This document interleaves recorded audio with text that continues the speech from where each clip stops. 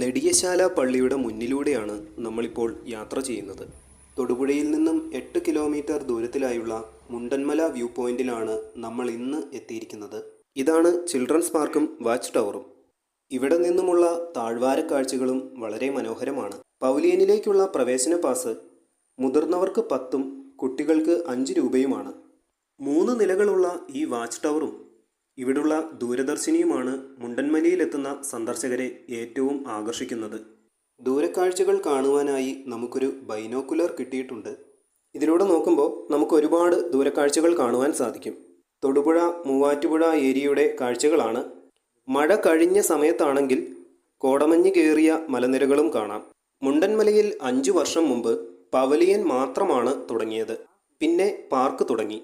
ഈ കഴിഞ്ഞ ഓണത്തിന് ഇവിടെ വലിയ ആഘോഷങ്ങളൊക്കെ ഉണ്ടായിരുന്നു.